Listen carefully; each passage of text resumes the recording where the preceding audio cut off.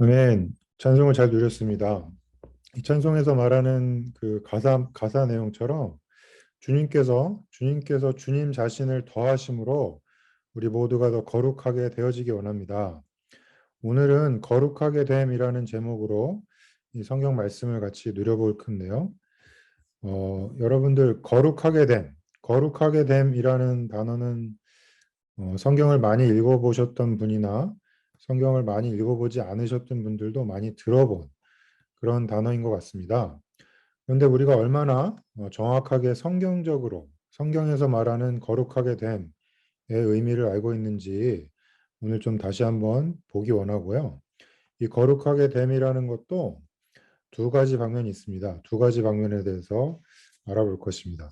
이 거룩하게 됨에서 본격적으로 우리가 배워보기 전에 제가 한 가지 좀 질문을 던지고 싶습니다. 저희가 성경 진리, 중점 진리 이 시리즈를 통해서 많은 그 관념들, 많은 그 단어들을 공부해 왔습니다. 예를 들면 용서받음도 저희가 다루었고, 변화됨, 씻음받음, 의롭게 됨.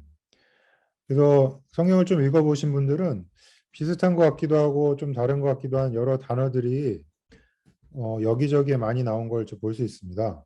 오늘 다루게 되는 거룩하게 됨하고 변화됨은 어떻게 다를까요? 아니면 씻음 받음하고 거룩하게 되면 또 어떻게 다릅니까? 이런 것들을 뭐 어느 정도 느낌적으로는 좀 알고 있는데 정확히 말하기는 좀 쉽지 않죠. 그리고 이렇게 왜 이렇게 많은 단어들이 성경에 있어서 그냥 믿으면 되는 거 아닌가?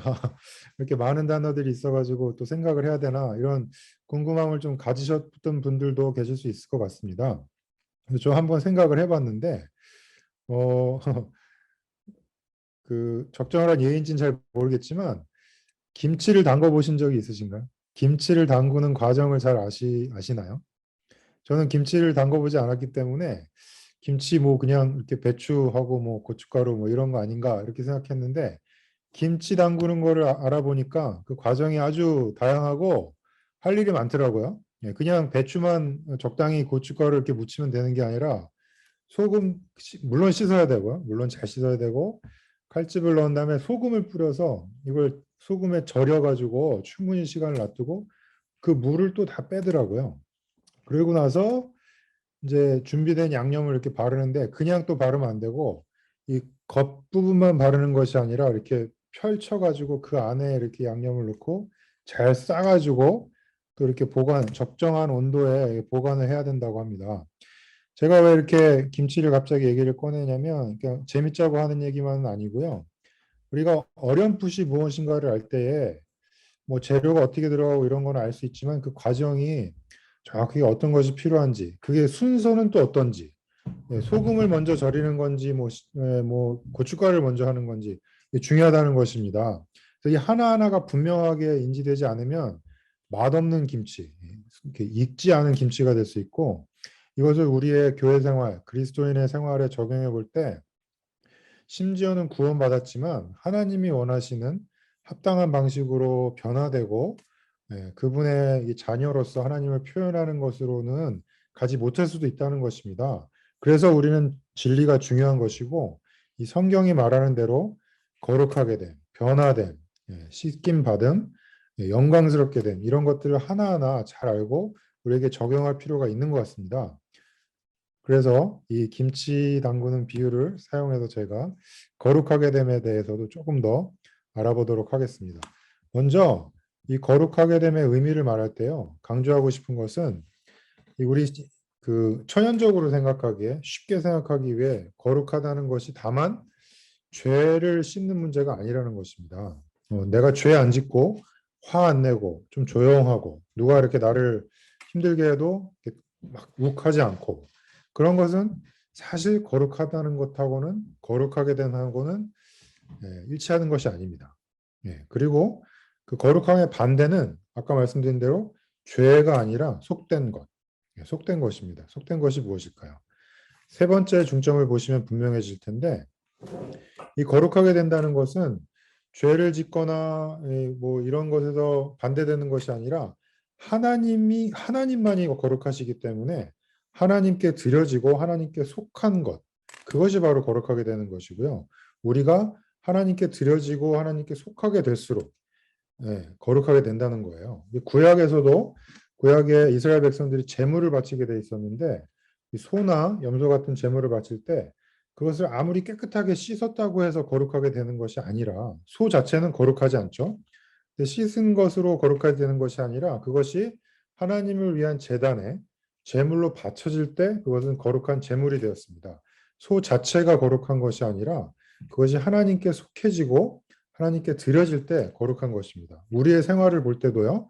우리가 오늘 하루 뭐 다른 사람한테 화 안 내고 조용히 지냈다고 거룩한 생활을 하는 것이 아니라 성경을 옆에 꼭 들고서 조용히 행하고 예배 보고 그랬다고 해서 거룩한 것이 아니라 우리가 하나님께 드려지고 하나님께 속한 그 영역 안에 살 때에 거룩하게 됐다고 말할 수 있는 것입니다.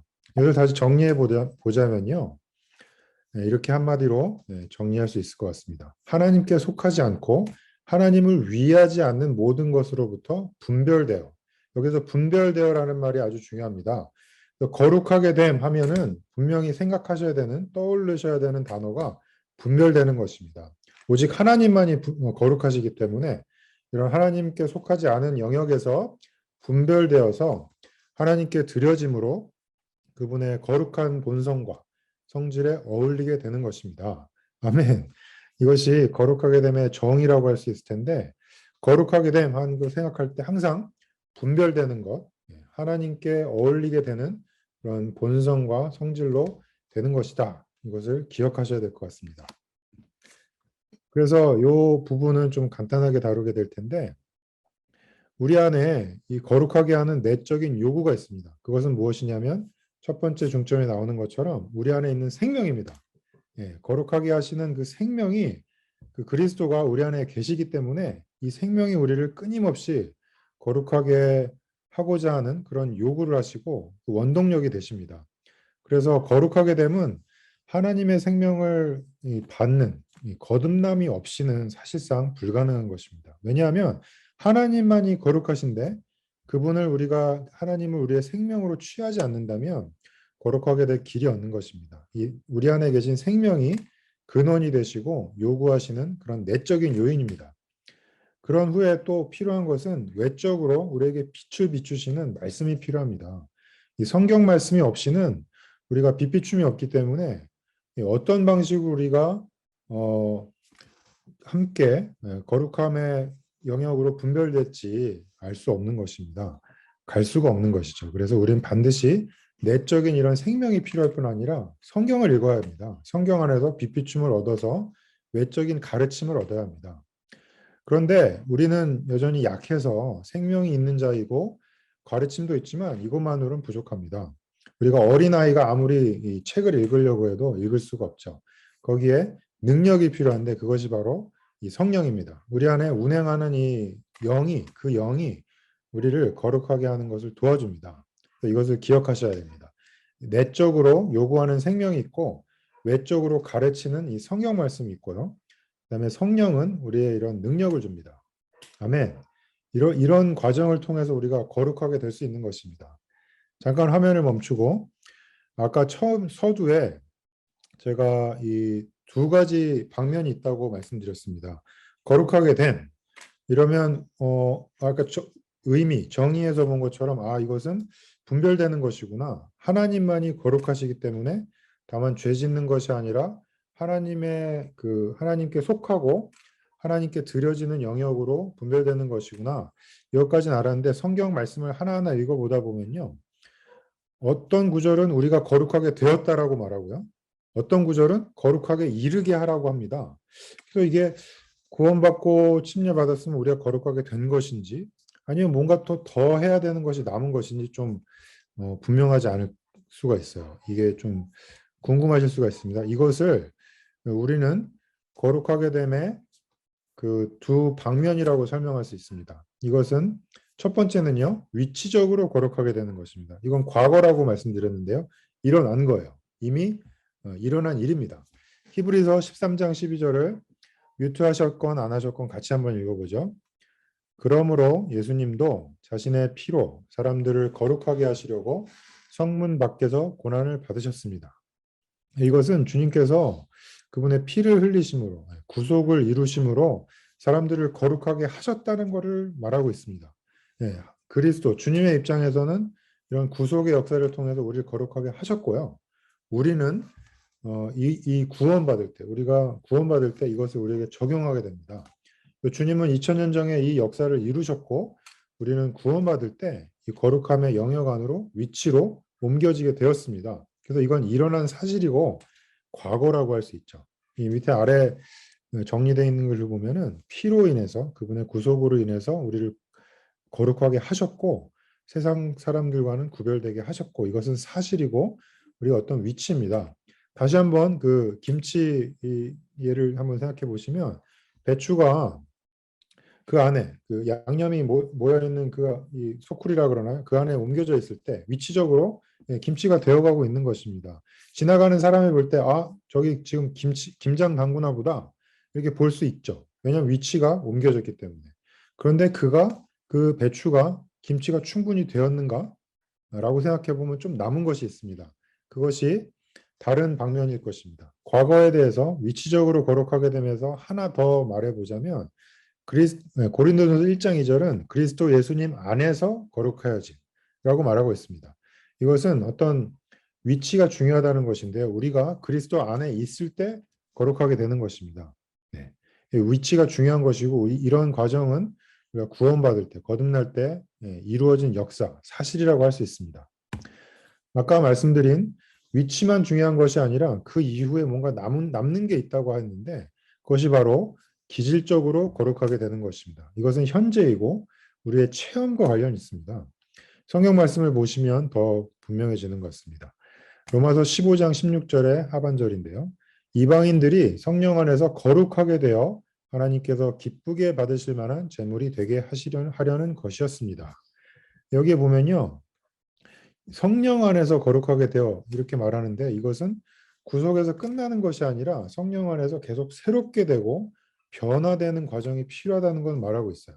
다만 구원받는 것을 끝내는 것이 아니라 우리의 기질이, 우리의 내적인 존재들이 이 계속적으로 변화되는 것이 필요하고 그럴 때 하나님께 더 완전히 분별되는 거룩하게 되면 이른다고 말할 수 있습니다. 이 배추도요. 그냥 가만히 있으면 안 되고 이렇게 뭔가 이렇게 섞이고 버무려지고 시간이 오랫동안 이제 거기 머물러야 하죠. 그래야 우리가 먹을 수 있는 그런 김치가 되는 것입니다. 이런 것을 더 구체적으로 말하는 성경 구절이 데살로니가전서 5장 23절입니다. 같이 한번 읽어보겠습니다. 그리고 화평의 하나님께서 직접 여러분을 완전히 거룩하게 하셔서 여러분의 영과 혼과 몸이 우리 주 예수 그리스도께서 오실 때 나무랄 데 없이 온전하게 보존되기를 바랍니다. 아주 유명한 구절이고 아주 중요한 구절입니다. 이게 보시면요. 마지막에 그리스도께서 오실 때 나무랄 데 없이 온전하게 보존되기를 바란다고 하셨는데요. 우리 현재를 보면 저희가 구원받고 교회 생활도 하고 있지만 주님이 다시 오셨을 때 나무랄 데가 없을까요? 주님이 보시기에 이 정도면 충분하다라고 온전히 보존되었나요? 아마도 이것에 나는 온전하다라고 말할 수 있는 분은 없으실 것 같습니다. 우리는 우리의 영과 혼과 몸, 다만 영이 아니라 우리 생각과 감정과 의지, 그다음에 심지어는 이렇게 겉으로 보이는 몸까지도 주님이 보시기에 내가 거룩하니 너도 거룩하다라고 말씀하실 수 있을 정도로 거룩하게 될 필요가 있습니다.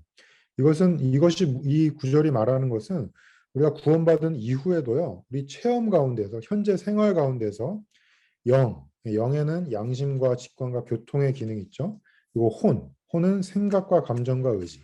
그리고 심지어는 몸에까지에서도 이 하나님이 속한 것이 아닌 것을 다 제하시는 우리 타고난 것들은 다 제하시고 하나님을 더하심으로 거룩하게 되는 과정이 남아 있습니다. 어떤 분들은요 태어나기를 아니면 성격적으로 화를 잘 안 내는 분이 있어요. 조용하고 누가 이렇게 나를 힘들게 해도 가만히 있고 잘 참는 분이 있습니다. 이런 분들은 타고나기를 거룩한 것이 아니라 그냥 그런 성격을 가지고 계신 분이지만 하나님은 그런 조용하고 잘 참는 성격을 원하시는 것이 아니라 심지어는 그런 좋은 성격까지도 다 제하시고 하나님의 것을 이렇게 채워주기를 원하시는 것입니다. 그래서 내가 어떤 아이가 나를 힘들게 할 때 그걸 잘 참았다고 해서 거룩하게 되는 것이 아니라 그럴 때마다 주님의 이름을 불러서 주 예수님 제 안에 이 화나는 이런 것은 제해 주시고 제 안에 들어와 주소서. 그럴 때 우리가 거룩하게 되는 것입니다. 이렇다고 해서 제가 뭐 화 안 내는 분이 문제고 화 잘 내는 분이 또 좋다는 것이 아닙니다. 화를 잘 내는 것도 타고난 것이고 하나님께 속한 것이 아닙니다. 이것도 주님께 가져가야 하고 주님이 이것을 제하시고 하나님께 속한 것, 하나님을 위한 것으로 채워달라고 기도해야 하는 것입니다. 아멘. 예, 이런 신약에서 가장 좋은 본은 아무래도 사도 바울인 것 같습니다. 사도 바울은 이 그리스도를 하나님을 열심으로 섬기는 자였는데 회심하기 전에 그가 예수님께 돌아오기 전에 아주 거룩한 정결한 경건한 생활을 했지만 그 안에 하나님을 위하고 하나님께 드려진 것이 부족했기 때문에 그는 이전의 모든 타고난 것들, 열심들, 율법과 이 성경을 아는 모든 지식들을 해로운 것으로 여기고요. 자신을 아주 작은 자로 보고 주님으로 채워지기를 아주 갈망하였습니다. 우린 사도 바울의 본을 따라서 이런 자들이 되어야 할 것입니다. 어떻게 우리 생활 가운데 거룩하게 되어야 될지 몇 가지만 좀 중점을 추려봤습니다. 아까 말씀드린 대로 자막은 끄고요. 우리가 어떤 일상생활에서 거룩하게 될 수 있냐면 첫 번째, 주님의 이름을 불러야 합니다. 우리 모든 환경 가운데 일을 하든 설거지를 하든 아이들을 돌보든 누군가 이렇게 트러블이 있든 주님의 이름 부를 때 주님께 돌이켜지고 우리가 거룩하게 될 수 있는 것입니다.